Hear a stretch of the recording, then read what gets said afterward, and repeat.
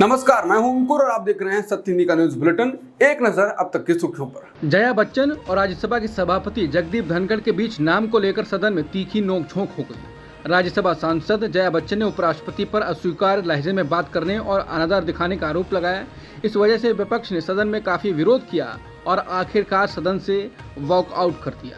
जया बच्चन के आरोपों के बाद सभापति जगदीप धनखड़ ने भी आपत्ति जताई और कहा कि आप एक सेलिब्रिटी हो सकते हैं, लेकिन आपको मर्यादा को समझने की जरूरत है। जया बच्चन ने बाहर आते ही कहा कि मैंने अध्यक्ष द्वारा इस्तेमाल किए गए लहजे पर आपत्ति जताई।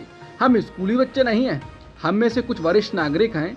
मैं उनकी टोन से परेशान थी और खासकर जब विपक्ष के नेता बोलने के लिए खड़े हुए तो उन्होंने माइक बंद कर दिया। आप ही कैसे कर सकते हैं? आपको विपक्ष के नेता को बोलने की अनुमति देनी होगी। मेरा मतलब है कि हर बार असंसदीय शब्दों का प्रयोग करना जो मैं आप सभी के सामने नहीं कहना चाहती। वो कहते हैं कि तुम उपद्रवी हो, बुद्धिहीन हो। जया ने कहा कि उन्होंने कहा कि आप सेलिब्रिटी हो सकते हैं, आई डोंट केयर। जया ने कहा कि मैं उनसे केयर करने के लिए नहीं कह रही हूँ, मैं कह रही हूँ कि मैं संसद की सदस्य हूँ। ये मेरा 5वां कार्यकाल है, मैं जानती हूँ कि मैं क्या कह रही हूँ। आजकल संसद में जिस तरह से बातें कही जा रही हैं, पहले कभी किसी ने नहीं बोली। विपक्षी दलों और राज्यसभा की सभापति जगदीप धनखड़ के बीच विरोध इस हद तक बढ़ गया है कि विपक्षी दल उनको हटाने के लिए एक प्रस्ताव लाने पर विचार कर रहे हैं। सूत्रों के मुताबिक मानसून सत्र सोमवार तक समाप्त होने वाला है। उपलब्ध रिकॉर्ड के अनुसार विपक्षी दल राज्यसभा में इस अभूतपूर्व कदम की प्रक्रिया पर 3 महीने के अंतराल के समय में काम कर सकते हैं, जो कि अब और शीतकालीन सत्र के बीच है। एक वरिष्ठ विपक्षी दल के नेता ने टाइम्स ऑफ इंडिया को बताया कि विपक्षी दलों ने पहले ही सदन में उनके उदाहरणों के डॉक्यूमेंट्री मटेरियल कलेक्ट करना शुरू कर दिए हैं, जहां धनखड़ अपने कार्यों में पक्षपातपूर्ण रहे हैं और सत्ता पक्ष के फायदे के लिए लाभ, प्रोसीजर्स और प्रक्रियाओं को भी खारिज कर दिया है। जबकि कुर्सी को एक न्यूट्रल अंपायर के रूप में देखना चाहिए जो संवैधानिक पद की गरिमा को बनाए रखे। प्रस्ताव को राज्यसभा में उस दिन सदन में मौजूद सदस्यों में से 50% सदस्यों के अलावा एक और सदस्य द्वारा पारित किया जाना चाहिए। यदि प्रस्ताव पारित हो जाता है तो इसे स्वीकृत होने के लिए साधारण बहुमत से पारित होने के लिए लोकसभा में जाना होगा। मतलब धनखड़ को हटाने के लिए विपक्ष ने पूरी तैयारी कर ली है। हालांकि प्रक्रिया को देखते हुए सदन में प्रस्ताव के विफल होने की पूरी संभावना है। फिर भी विपक्षी सदस्य इस बात को साबित करने के लिए इस पर आगे बढ़ रहे हैं कि सभापति एक न्यूट्रल अंपायर के रूप में अपनी भूमिका से भटक गए हैं और इसलिए उन्होंने इसका अनादर किया। सुप्रीम कोर्ट में आज नीट पीजी परीक्षा 2024 को स्थगित करने वाली याचिका पर सुनवाई करते हुए बड़ा फैसला सुनाया। सुप्रीम कोर्ट ने परीक्षा को स्थगित करने से मना कर दिया है। सीजेआई चंद्रचूड़ की अध्यक्षता वाली बेंच ने कहा कि 5 याचिकाकर्ताओं के चलते 2 लाख छात्रों का भविष्य दांव पर नहीं लगा सकते। जब से बांग्लादेश में सरकार बदली है तब से कहा जा रहा है कि भारत को बड़ा झटका लगा है। शेख हसीना भारत की भरोसेमंद दोस्त थी और अब जो सरकार आएगी वो भारत के साथ वैसे रिश्ते रख पाएगी, इस पर संशय है। कहा जा रहा है कि वो अब पाकिस्तान और चीन के साथ भी रिश्ता मजबूत करेंगे। इस बीच पाकिस्तान के पीएम शहबाज शरीफ ने उनको बधाई दे दी है। उन्होंने इसके साथ ही कहा कि बांग्लादेश के समृद्धि भविष्य की दिशा में मार्गदर्शन करने में उनकी सफलता के लिए दुआ करता हूँ। आने वाले दिनों में मैं पाकिस्तान और बांग्लादेश के बीच बांग्लादेश में जारी हालातों पर नजर रखने के लिए भारत ने एक समिति बनाने का फैसला किया है। ये समिति बांग्लादेशी हिंदुओं की सुरक्षा सुनिश्चित करने का प्रयास करेगी। गृहमंत्री अमित शाह ने इस बारे में बताया कि बांग्लादेश में जारी हालात के मद्देनजर मोदी सरकार ने भारत बांग्लादेश सीमा पर मौजूद हालात पर नजर रखने के लिए एक समिति गठित की है। उन्होंने लिखा, ये समिति बांग्लादेश में अपने समकक्ष अधिकारियों के साथ संवाद बनाए रखेगी ताकि वहां रहने वाले भारतीय नागरिकों, हिंदुओं और अन्य अल्पसंख्यक समुदाय की सुरक्षा सुनिश्चित की जा सके। इस समिति की अध्यक्षता एडीजी सीमा सुरक्षा बल पूर्वी कमान करेंगे।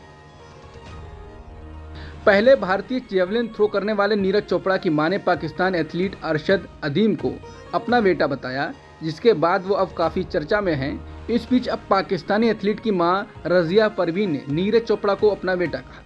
रजिया परवीन ने पाकिस्तानी मीडिया से कहा है, वो मेरे बेटे जैसा है, वो नदीम का दोस्त भी है और भाई भी है। उन्होंने कहा कि हार और जीत तो किस्मत का खेल है, वो भी मेरा बेटा है और अल्लाह उसे भी कामयाब करे, उसे भी मेडल जीतने की तौफीक अदा करे।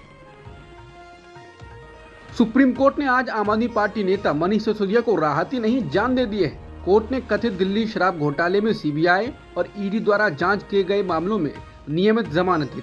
करीब 17 महीने बाद सिसोदिया जेल से बाहर आएंगे। जस्टिस BR गवाई और KV विश्वनाथन की बेंच ने कहा कि इन मामलों में जमानत मांगने के लिए उन्हें ट्रायल कोर्ट में धकेलना इंसाफ का माहौल होगा। अदालत ने जांच एजेंसियों के रवैये की तीखी आलोचना की। सुप्रीम कोर्ट की बेंच ने कहा कि समय के भीतर मुकदमा पूरे होने की कोई दूर दूर तक संभावना नहीं है और मुकदमे को पूरा करने के उद्देश्य से उसे सलाखों के पीछे रखना अनुच्छेद 21 के उल्लंघन के अलावा कुछ नहीं होगा। समाज में सिसोदिया की जड़ें गहरी हैं और वो भाग नहीं सकते। सारे दस्तावेज जब्त किए जा चुके हैं, इसलिए सबूतों से छेड़छाड़ की कोई संभावना है ही नहीं। सुप्रीम कोर्ट ने सिसोदिया को जमानत देते वक्त हाई कोर्ट और बाकी अदालतों को पाठ भी पढ़ा दिया। शीर्ष अदालत ने कहा कि हाई कोर्ट और ट्रायल कोर्ट जमानत के मामले में सुरक्षित खेल खेल रहे हैं। सजा के मामले में जमानत से इनकार नहीं किया जा सकता। अब समय आ गया है कि अदालतों को यह एहसास हो कि जमानत एक नियम है और जेल एक अपवाद है। सुप्रीम कोर्ट ने कहा कि ऐसी आशंका बढ़ रही है कि व्यक्तिगत स्वतंत्रता से संबंधित मामलों में जिला अदालतों में अंकुश है। जिला अदालतों में जमानत नियम का महत्व कम हो रहा है और इस प्रवृत्ति का गहन मूल्यांकन करने की जरूरत है और सभी जिला जजों को बताना चाहिए कि ये ट्रेंड क्यों बढ़ रहा है। अदालत ने सिसोदिया की जमानत मंजूर करते हुए सांप सीढ़ी शब्द का इस्तेमाल किया। अदालत ने कहा कि आरोप पत्र दाखिल करने के बाद याचिका को फिर से दायर करने की स्वतंत्रता दी गई थी। अब सिसोदिया को निचली अदालत और फिर हाई कोर्ट में भेजना सांप और सीढ़ी का खेल खेलने जैसा होगा। ये इंसाफ का माहौल होगा और उन्हें पद से हटा दिया जाए। सुप्रीम कोर्ट ने कहा कि फिर से ट्रायल कोर्ट में प्रक्रियाओं को इंसाफ की रखेल नहीं बनाया जा सकता। सिसोदिया को जमानत मिलने पर आम आदमी पार्टी सांसद संजय सिंह ने कहा है कि सत्य की जीत हुई है। मैंने पहले ही कहा था कि इस मामले में कोई भी तथ्य सत्यता नहीं है। जबरन हमारे नेताओं को जेल में रखा गया। उन्होंने कहा कि सिसोदिया को 17 महीने जेल में रखा गया। क्या भारत के प्रधानमंत्री और बीजेपी उनके जीवन के इन 17 महीनों का हिसाब देंगे? संजय सिंह ने कहा कि सर्वोच्च न्यायालय को धन्यवाद कि लंबे इंतजार के बाद न्याय मिला। आम आदमी पार्टी और मनीष सिसोदिया के पक्ष में फैसला आया। दिल्ली का हर नागरिक इस फैसले से खुश है। उन्होंने आगे कहा कि हमारे मुखिया अरविंद केजरीवाल और सत्येंद्र जैन को अब भी जेल में रखा गया है। मैं उम्मीद करता हूं कि उन्हें जल्द न्याय मिलेगा। आज का फैसला केंद्र की तानाशाही पर जोरदार तमाचा है। मनीष सिसोदिया को जमानत दिए जाने के बाद सुप्रीम कोर्ट के फैसले पर बीजेपी की प्रतिक्रिया आई।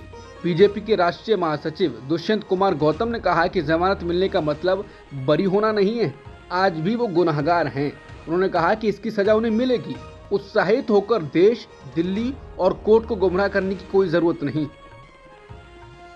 SC/ST कोटे के सब क्लासिफिकेशन के पक्ष में सुप्रीम कोर्ट के फैसले पर सियासी हलचल तेज हो रखी है। कुछ का कहना है कि मोदी सरकार बैसाखी पर है और इसलिए उसकी सुप्रीम कोर्ट के फैसले से मुसीबत बढ़ सकती है। इसी बीच SC/ST समुदायों से संबंधित लोकसभा और राज्यसभा के भाजपा सांसदों ने संसद भवन में PM मोदी से मुलाकात की। सांसदों ने संयुक्त रूप से ST/SC के लिए क्रीमी लेयर पर सुप्रीम कोर्ट की टिप्पणी को लेकर एक ज्ञापन सौंपा और मांग की कि इस फैसले को हमारे समाज में लागू नहीं किया जाना चाहिए। रिपोर्ट्स के मुताबिक PM ने उन्हें आश्वासन दिया कि वो इस मामले पर गौर करेंगे। बता दें, सुप्रीम कोर्ट के इस फैसले पर लोक जनशक्ति पार्टी, रामविलास के चिराग पासवान और रामदास अठावले ने भी विरोध किया। चिराग पासवान ने कहा था कि उनकी लोक जनशक्ति पार्टी रामविलास इस फैसले के खिलाफ अपील करेगी। NDA के दलों के द्वारा विरोध किए जाने के बाद ये सवाल उठ रहा है कि क्या SC का फैसला बदलने के लिए सरकार अध्यादेश लाएगी। ऐसा वो कर भी सकती है क्योंकि TDP, LJP जैसे दलों ने जैसे ही JPC में वक्फ को लेकर विधेयक को भेजने की बात कही, वैसे ही तुरंत सरकार ने ऐसा कर दिया क्योंकि वो उनको नाराज नहीं कर सकती। अब देखते हैं कि बैसाखी पर सरकार क्या फिर सरकार चलाने के लिए कुछ करेगी। लोकसभा में विपक्ष के नेता राहुल गांधी ने गुरुवार को मछुआरों के एक ग्रुप से संसद के रिसेप्शन वाले क्षेत्र में मुलाकात की और उनकी समस्याओं के बारे में जाना। हालांकि राहुल गांधी ने कहा कि उनके संसद कार्यालय में आने वाले लोगों को पास जारी नहीं किए गए हैं, इसलिए वो खुद रिसेप्शन तक आ गए। राहुल ने कहा कि एक बार फिर मुझसे मिलने वाले प्रतिनिधि मंडलों को संसद में प्रवेश करने से रोक दिया गया। लोगों की आवाज सुनी जानी चाहिए और विपक्ष के नेता के रूप में अपना कर्तव्य पूरा करने के लिए मुझे जो भी करना होगा वो करूंगा। भारतीय पहलवान विनेश फोगाट का मामला आज court of arbitration for sports यानी CAS में सुना जाएगा। इससे साफ हो जाएगा कि उनको सिल्वर मिलेगा या नहीं। उनके इस मामले को प्रसिद्ध भारतीय वकील हरीश साल्वे लड़ेंगे। उन्होंने बताया कि CAS में फोगाट का पक्ष रखने के लिए IOA की ओर से नियुक्त किया गया है। अमेरिकन ब्रॉडकास्टिंग कंपनी यानी एबीसी ने कहा है कि ट्रंप और कमला हैरिस 10 सितंबर को राष्ट्रपति पद की बहस के लिए सहमत हो गए हैं, जिससे रिपब्लिकन और डेमोक्रेटिक उम्मीदवारों के बीच आमने सामने की स्थिति पैदा हो गई है। गुरुवार को यह घोषणा तब हुई जब ट्रंप ने एक संवाददाता सम्मेलन में कहा कि उन्होंने 3 टेलीविजन नेटवर्क के साथ 3 राष्ट्रपति पद की बहस का प्रस्ताव रखा है। उन्होंने कहा कि वो सितंबर में कुछ तारीखों पर सहमत हैं। अब तक की सुर्खियों में इतना ही। बाकी खबरों के लिए बने रहिए सत्यहिंदी.com के साथ।